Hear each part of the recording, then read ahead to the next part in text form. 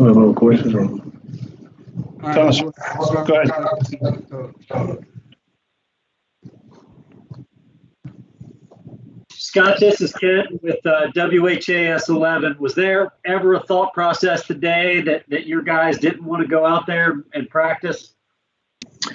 No, I don't think there was a thought about not practicing. There's obviously some things that are going on right now throughout our country that obviously we all need to talk about. And so what we did today, I met with some of the leaders of our team earlier in the day and thought it'd be another great opportunity to get together with our team and just talk. And so we had that meeting. We had a players only meeting too, because I feel like guys need to be able to speak freely amongst themselves and amongst each other without having the coaches in the room. Sometimes I think, maybe they'll hold their tongue a little bit if the coach is in the room. So thought it was great for our guys to meet as a whole team and by themselves. And then they had their meeting, and then we came in as coaches and had some more great dialogue. A really, really good meeting. And, and our guys, I mean, listen, they're like, a lot of the guys, people throughout the whole country. And, when things catch momentum like this has, with, all the social unrest that's going on throughout the country and, people of color and not feeling safe and all those things. And, it's real, and it's real issues. And we're dealing with our young people who are 18 to 22. And, if you take just normal life for these guys, it's hard. Like, just normal life is hard, for an 18 to 22-year-old person going to college.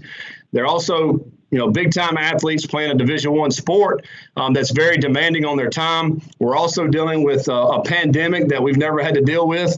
All these things are going on. The mental health side of these things, it's extremely challenging right now. And for us to be able to have a great conversation within our team, it was awesome. And, we're going to continue to dialogue. We'll continue to have this dialogue with our guys. Our job as coaches and really administrators here is our young people.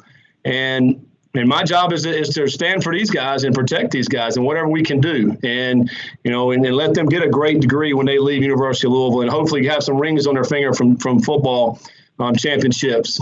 But all the while, helping them maneuver through life and answering these questions that they have. And I certainly don't have the answers to some of these questions. I mean, I'm sitting here, an upper 40s white guy who hadn't had to deal with some of the things that, some of our guys have had to deal with growing up. And so obviously need their help and their, the things they have gone through that we're able to listen and just have great dialogue. The thing about our coaching staff and all the guys in our office here, we're all very willing and open to talk and have dialogue and to help our guys out in any way. And so we got some things hopefully that we'll be able to put in place that will continue this dialogue and hopefully help make our community better here at Louisville and hopefully spark a change throughout the whole country. Hey, Scott, this is Robert from Courier Journal. You guys had these conversations probably earlier in the summer too, when kind of the whole Breonna Taylor protest began. How different was this conversation than that one, or is it just kind of the same kind of continuing consistent dialogue? No, I think it was different because, early on in the summer, we were still kind of just all over the place as far as, different parts of, some of our guys were back home. Not everybody was up here. We were holding a lot of Zoom calls. It's very different, when you're holding a Zoom call as opposed to being in the room and feeling emotion and seeing guys being able to see their eyes right in front of them. And I think it's very different that way. And so we had all our guys here together, our coaching staff, our players, everybody that's here. So in that respect, it was majorly different. And, and I think we started that conversation back in the summer and really have started to, carry it on. But we need more conversation and continue this dialogue. This is not something that, in talking to our guys, it's not something that all of a sudden we can make some choices or decisions right now. And then all of a sudden tomorrow, everything's going to be perfect. That's not going to happen. We know that. So it's something that we're hoping to start and that we can take that momentum and kind of run with that momentum and have a positive impact for some positive change. So that, any of our players, they don't feel a certain kind of way, when they're out and about in the public and or dealing with anything else they have to deal with in the public.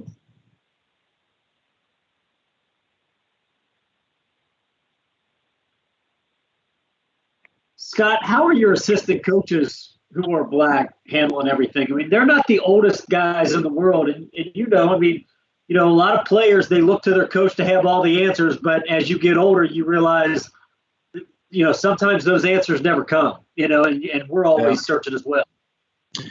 Yeah, that's one of the challenging things that we have as coaches, I told our team today, we always talk with our staff about, we're going to have a lot of problems throughout our program and stuff, but bring me solutions. Like, what are the answers and what are the solutions to these problems? And, there's not anything that's just straight cut and dry with some of the things that are going on right now, and I wish we had the right things to do, and we talked about what we do in our building and how we try to treat each other with love and respect and doing the right things. That's our core values, and within this building, that's the way we operate.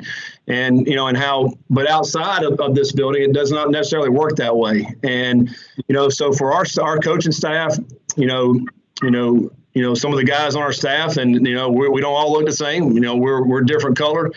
We got, some of the black guys. Coach Ponce is, from Miami, and had to deal with a lot of different things down there, what he's had to deal with. So there's a lot of different aspects. But the great thing about it, we have mutual respect within our whole staff, and that is filtered through to our team.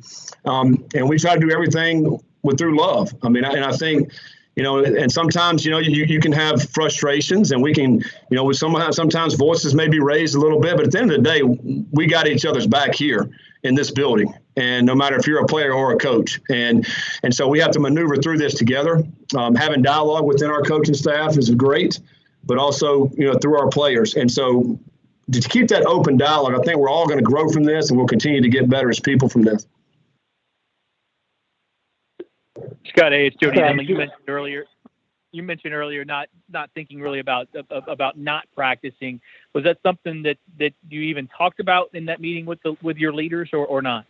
No, we did. We talked about it, and because it's the elephant in the room. You saw what the NBA did last night, and you start seeing some NFL teams that didn't practice, and and so we talked about it, and we thought it'd be better. Our guys want to practice. Our guys know that in a couple of weeks we're going to play. These guys love playing. They love competing, but they also want to be heard. And we kind of talked about all through that and say, guys, we can do all of this. We can practice hard. We can play hard. But we also can go make a change in our community.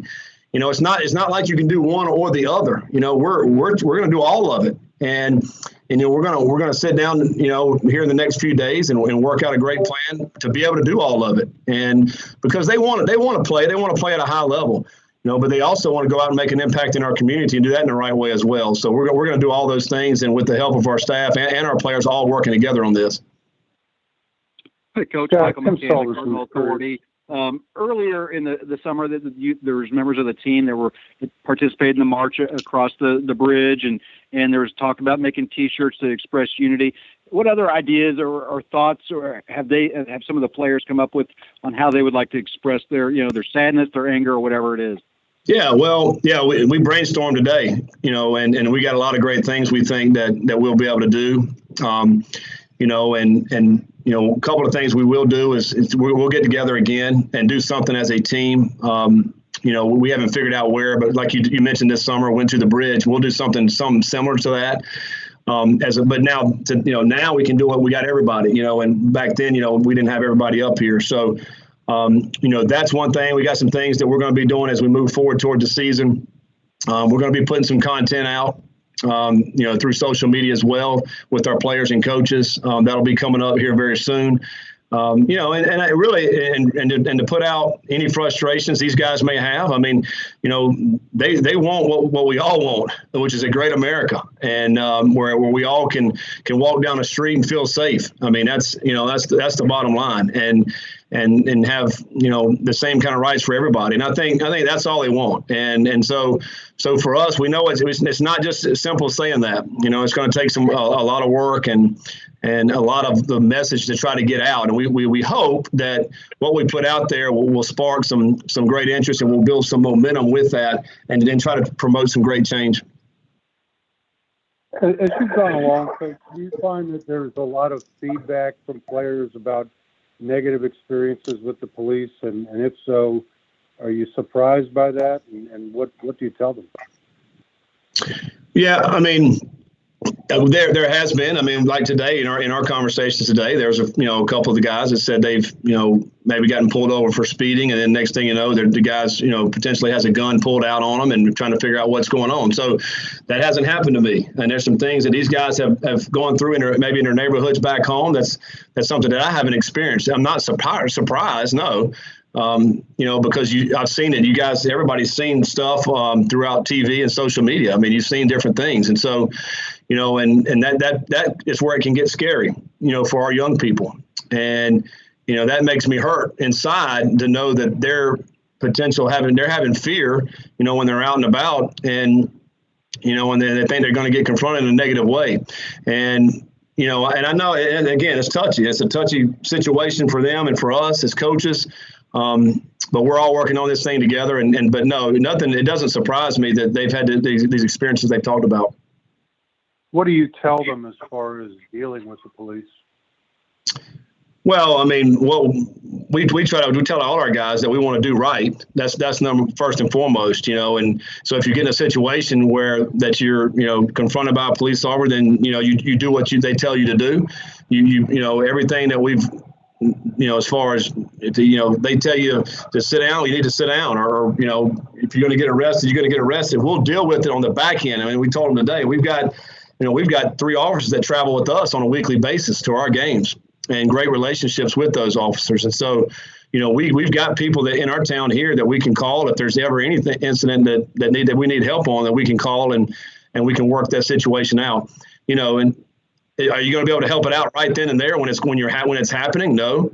But we'll have to on the back end. If there's ever any instances, we tell our guys, come to us, and we'll do everything we can, to help you guys out and to make you feel comfortable. Thank you. Hey, Scott, Cameron again. Obviously, I mean, Louisville is almost in the center of all this nationally because of the Breonna Taylor protests and everything going on.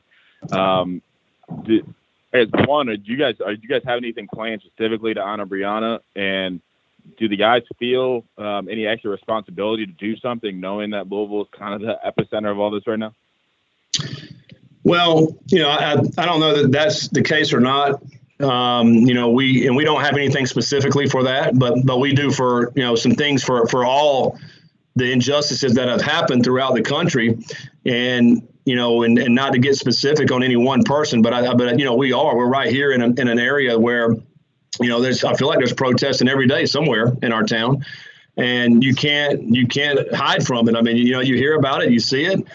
We practiced the other day, and there was happening right here on our bridge, behind our stadium. And so, again, it's not anything we're going to run from. We're going to talk about it. We're going to have conversation on it. Our guys want to make a difference. They want to make a change. They want to have, they want to have a spark that's going to light this city on fire for good. That's what they want. And, we're going to try to help them do that. Coach, has the conversation about voting, especially during this election year, come up, and encouraging your players to get registered to vote, anything like that?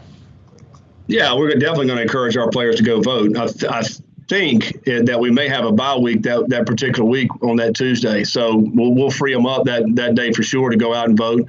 Our position coaches have talked to that about their players, with our players, to make sure we're all registered. Matter of fact, in our team meeting today, that was brought up again. And, that's the way that these guys can have an impact to cast their vote.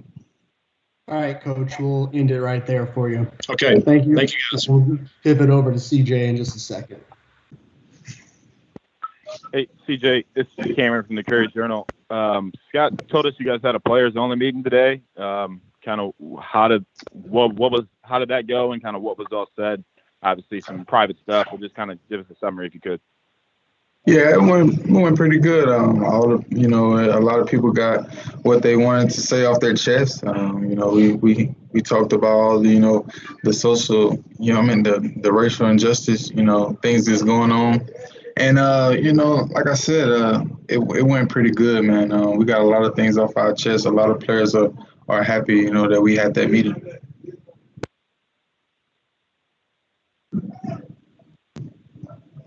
CJ, WHAS 11. When it comes to how you're feeling. Do you feel like you have a plan on what you guys want to do, or are you kind of still searching right now on what the next step is as far as making a difference? Well, right now, we as a team, we want to just come together and try to make a change, spark a change in the world. We have a big platform here at the University of Louisville, and I think that we can use our platform the right way. And right now, we're just coming up with ideas on what we could do to, be a part of the change.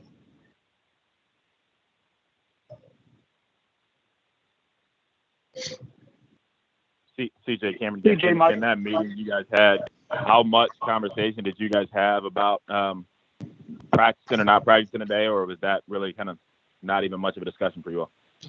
It really wasn't much of a discussion for us. I don't think that it's too much about practicing or not practicing for us, because we want to go and get better. That's what we're here to do. We're here to play football, but we're aware of all the things that's going on in the world as well. So it's just a balance of, you got to know what you got to do and what you got to focus on as well. CJ, Michael McCammon, Cardinal Authority. Obviously, there's things like the opportunity to vote and express your voices on social media. But what are some of the things, if you can, share them, that did you guys discuss about what things you may be able to do, individually or as a team going in the future to kind of express your feelings?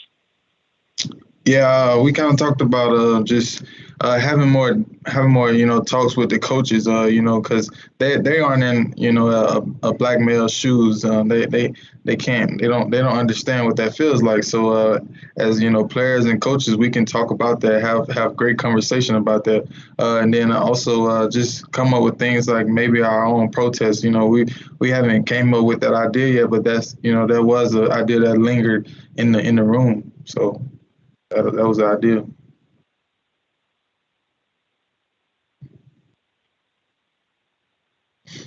CJ, Cameron, how do you guys balance the ideas of, obviously you guys want to do things, you want to try to create change, but like you said, you're also trying to practice and trying to get better. How do you guys balance that in this time? I think it's hard to balance, but at the same time, like I said, man, you got to know what you got. What's at stake, man. It's a thing that's going on that's really not good in this world, and we want to be a part of that change. And if we're not doing anything to be a part of the change, then we're staying the same. So it's hard to balance it, but it's something that has to be done.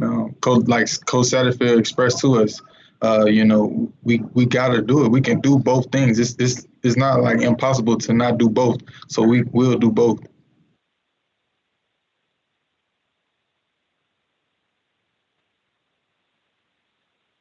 All right. Anything more for CJ? Yeah, Steven, I got one more. CJ, you guys had mentioned some of the things you guys wanted to do, particularly maybe a protest, just things of that nature. Is that stuff you guys hope to have planned before the season, or is there really no timetable on that for you guys? No timetable yet, but we'll get together and figure out a date on when that will be appropriate for us to do it. All right, we'll wrap up on that. Thanks, CJ. We appreciate it. Thanks for hanging with us, guys. You guys enjoy your evening.